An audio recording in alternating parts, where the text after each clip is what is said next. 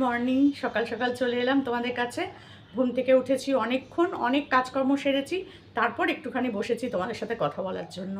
আর আজকে ওয়েদারটা কিন্তু দারুণ দারুণ ওয়েদার। আর আজকে একটা ভালো দিন, রাখি পূর্ণিমা। তো এই দিনটা না খুব মনে পড়ে ভাইয়ের কথা। তো আমার তো ভাই নেই, তো সেই জন্য না মনটা খুব খারাপ হয়ে যায় এই দিনটায়, জানো তো, ভীষণ খারাপ হয়ে যায়।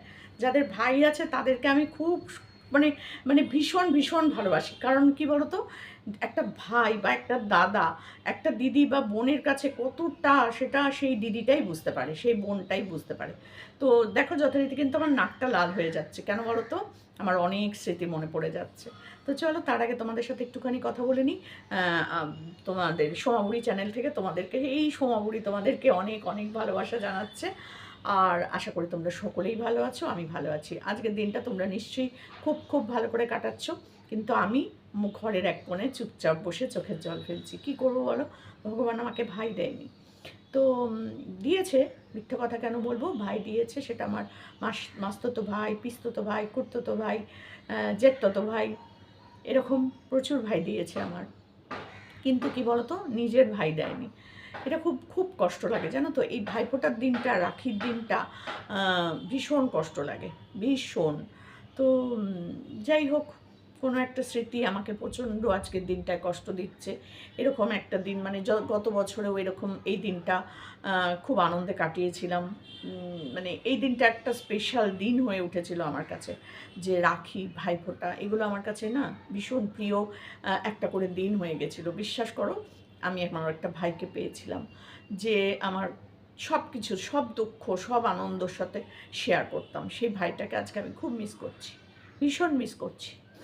তো জানি না, আমি চাই তারা ভালো থাকুক, সুস্থ থাকুক, আনন্দে থাকুক, তাদের সমস্ত কিছু ভালো হোক। যা যা আমি চেয়ে এসেছি এতদিন ধরে, সমস্ত কিছু তাদের ভালো ছাড়া খারাপ কখনো চাইনি। তাদের যেন সব কিছু ভালো হয়, ভগবান যেন তাদেরকে আনন্দে ভরিয়ে দেয়। আমাকে শেষ করে দিয়েও সবার যেন ভালো হয়, আমি এটাই সবসময় চাই। নিজে শেষ হয়ে যেতে রাজি আছি, কোনো অসুবিধা নেই, কিন্তু তাদের যেন ভালো হয়। তো ভগবান না এক একটা সময় না এক একভাবে মানুষকে পরীক্ষা করে, যে তোর তো ভাই নেই, তোর তো দাদা নেই, চল তোকে আমি একটা ভাই আর দাদা দিয়ে দেখি, বলে পরীক্ষা করে, জানো তো। তো সেরকমই আমাকে পরীক্ষা করেছিল হয়তো। আমি পরীক্ষায় একদম ডাহা ফেল করে গেছি, বিশ্বাস করো। আমি আঁকড়ে রাখতে পারিনি, কারণ আমি খারাপ, ভীষণ খারাপ। ভগবান আমাকে খুব খারাপ করে পাঠিয়েছে পৃথিবীতে, তাই জন্য আমি কারোর সাথে ঠিক করে সম্পর্ক রাখতে পারি না হয়তো, মেবি। তো যাই হোক, সেটা বড় কথা নয়। আমি চেষ্টা করি প্রতিটা মানুষকে নিয়ে চলার, সব সময়, সব জায়গায়। তো কোথাও না কোথাও হয়তো কিছু মানুষ সেখানে ঢুকে পড়ে সম্পর্কগুলোকে নষ্ট করে দেয়। তৃতীয় ব্যক্তির জন্য দুটো সম্পর্ক নষ্ট হয়ে যায়। সেই তৃতীয় ব্যক্তিটা ভালো থাকতে পারবে? পারবে কি? আমার তো মনে হয় না, কখনো ভালো থাকতে পারবে না। যে মানুষটা আমার একটা ভালো সম্পর্ককে নষ্ট করে দিয়েছে বা দিল, তো ভগবান ওপরে আছে, তারও ভাই বোন আছে। আজকের দিনে ভগবান না করে তাকে যেন চোখের জল না ফেলতে হয়, তাকে যেন চোখের জল না ফেলতে হয়, তার বোনের জন্য বা তার ভাইয়ের জন্য কখনো যেন না ফেলতে হয়। আজকের দিনটা আমি ভীষণ কষ্ট পাচ্ছি, বিশ্বাস করো। আমি এমনি একটু ইমোশনাল, জানি এখানে সে কান্নাকাটির কোনো মূল্য নেই। ওয়াইটিতে কোনো সম্পর্ক সঠিক নয়, আর কোনো চোখের জলেরও কোনো দাম নেই, ভালোবাসারও কোনো মূল্য নেই এখানে। তুমি আমাকে ভালোবাসলে, কালকে দেখবো তুমিই আমার পেছে কথা বলছো। কিন্তু যখন আমি শুনি আমার সম্পর্কে যাদেরকে আমি ভীষণ ভালোবাসতাম, সেরকমই কিছু মানুষ আমার পিছনে গিয়ে আমার নামে মিথ্যে কথা বলে, আমার নামে কিছু তথ্য অন্য কাউকে পরিবেশন করে এলো, সেও সেই ধরো আমি কোনো কিছু করেছি, সেও সেখানে আনন্দ উপভোগ করেছে, সেও মন খুলে কথা বলেছে, কিন্তু আমাকে খারাপ করার জন্য আরেকজনের কাছে গিয়ে সেগুলো বেশ সুন্দর করে পরিবেশন করেছে। এরকম মানুষ আছে গো পৃথিবীতে, এরকম মানুষ আছে। তাতে কি হলো বলো তো, আমার সাথে ভালোভাবে সম্পর্ক করলো, আবার তার সাথে গিয়েও ভালোভাবে সম্পর্ক করে এলো, মাঝখানে এই দুজনের সম্পর্কটাকে নষ্ট করে দিল ওই একজন ব্যক্তি। এরকম পৃথিবীতে কত ঘটনা ঘটে জানো, কত ঘটনা ঘটে। আমার কথা ওকে, ওর কথা তাকে, তার কথা তাকে করে এরা ঘুরে বেড়ায়। এরা একজনে সন্তুষ্ট হয় না, কারোর ভালো সম্পর্ক দেখতে পারে না। আনন্দ উপভোগ করবে, নোংরামো করবে, কথা বলবে, আনন্দ করবে, ফুর্তি করবে, তুমি বুঝতেও পারবে না তোমার পেছনে সে ছুরি মেরে দিয়ে চলে যাচ্ছে। কত মানুষ আছে এরকম, বিশ্বাস করো। তো যাই হোক, সে মানুষগুলো ভালো থাকুক, তাও আমি চাই তারা ভালো থাকুক। আর আজকে এই দিনটা আমার কাছে কত আনন্দের দিন হতো। আমি হয়তো ছুটে ছুটে যেতাম, বিশ্বাস করো, হাতে একটা গিফট নিয়ে, একটা মিষ্টির প্যাকেট নিয়ে, বৃষ্টি বাদল জ্বর সর্দি কাশি কিছুই দেখতাম না, আমি দৌড়ে দৌড়ে যেতাম। আমি ভাইফোঁটা দেবো, আমি রাখি পরাবো, এত বছর বয়স হয়েছে আমার। এই দিনটাকে না খুব মিস করতাম, যখন সবাই দিত ভাইফোঁটা, আমরা বসে বসে দেখতাম। ইস, আমাদের ভাই নেই। যতদিন আমার মাস্তুতো দাদাদের দিয়েছি, বিয়ের পরেও বোধহয় 1 বছর 2 বছর দিয়েছি, তারপরে আর হয়নি।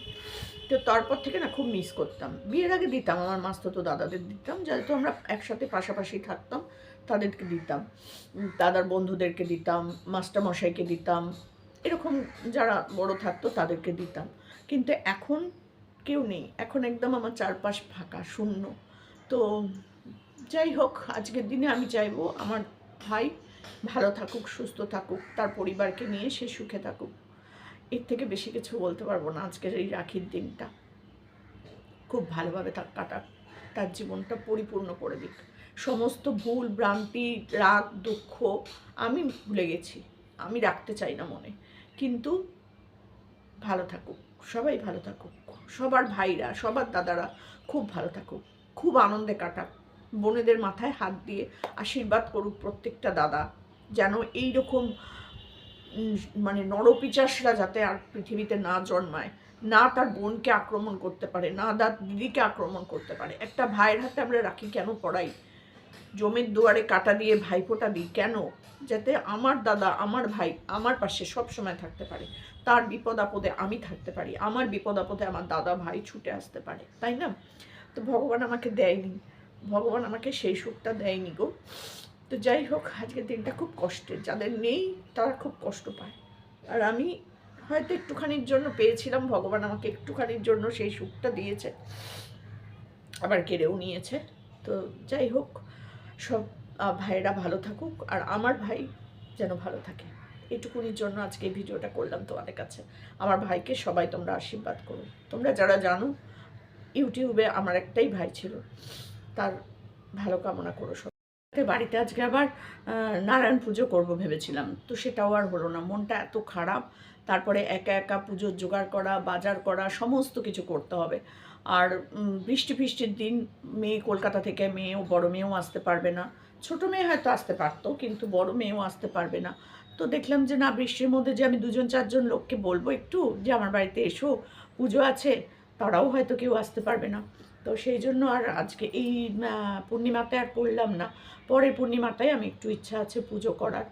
তো ভগবান যদি চায় তাহলে এই দিনে হয়তো আমার ভাই যদি আসে আমার কাছে, তো আমার খুব ভালো লাগবে। জানি না, জানি না। তো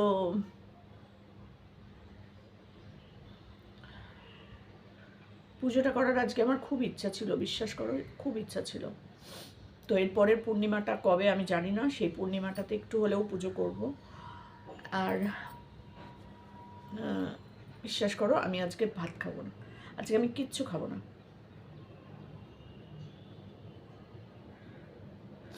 তো যাই হোক, সেটা ভগবান বিচার করবে। ভগবানের ওপরে আমি সব ছেড়ে দিয়েছি, ভগবান উপরে আছে।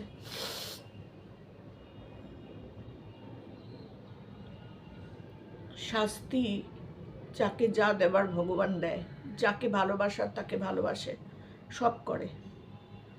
কিন্তু জানি না আমার জীবনে কেন এত কষ্ট, বিশ্বাস করো, প্রচুর কষ্ট আমার জীবনে।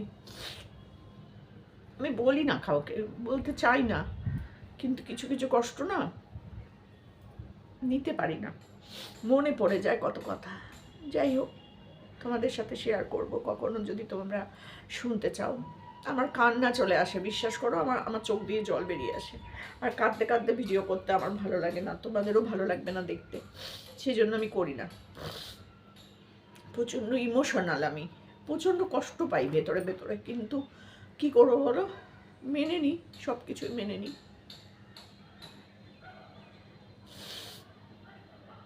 তোমাদের সাথেই সব শেয়ার করি, আমার শেয়ার করার কোনো লোক নাই।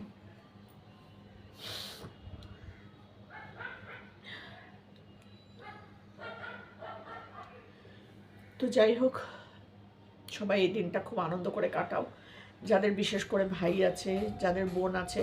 আমি দেখলাম কালকে, আমি তো বেরোইনি, বাড়ি থেকে বেরোচ্ছি না, 15ই আগস্টের দিন একটা এনজিওর প্রোগ্রাম ছিল, সেই দিন একটু বেরিয়েছিলাম, যেতেই হবে তাই গিয়েছিলাম। শরীরটাও ভালো যাচ্ছে না, কারণ মানসিক কষ্ট থাকলে না শরীরের উপরে সেটার প্রভাব ফেলে প্রচুর পরিমাণে।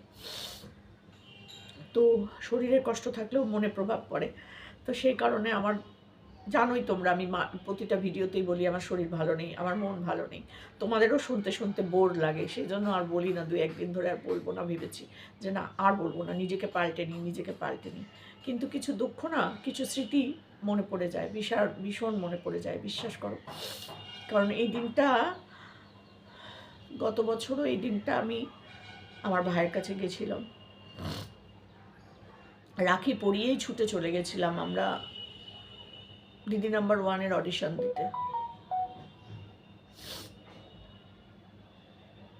মনে আছে আমার, আমি এখান থেকে না, আমি স্টেশন থেকে নেমে রাখি কিনে, মিষ্টি কিনে গিয়েছিলাম। আজকের দিনটা আমি দেখো ঘরের মধ্যে একা একা বসে আছি, ভালো লাগছে না। কী করবো বলো, এটা তো চিরস্থায়ী নয়, চিরস্থায়ী আমার তো ভাই নেই, ভগবান তো আমায় সেই সুখটা দেয়নি। এটা কিছু সময়ের জন্য দিয়েছিল ভগবান, যে তুই একটুখানি এই আনন্দটা ভোগ করে নে, তোকে একটা ভাই দিলাম। আমি এরকমভাবে ধরেছিলাম, বিশ্বাস করো, আবার কেড়ে নিয়েছে ভগবান আমার হাত থেকে। তো যাই হোক, কাঁদবো না গো, কাঁদবো না। সবাই ভালো থেকো, সুস্থ থেকো, আর প্রার্থনা করো যেন কারোর জীবনে এইরকম কোনো মানুষ না আসে যে ভাই বোনের সম্পর্ক নষ্ট করে দেয়, কোনো দিন যেন না আসে। এটাই আমি বলবো, আর কিচ্ছু বলার নেই, কিচ্ছু বলার নেই।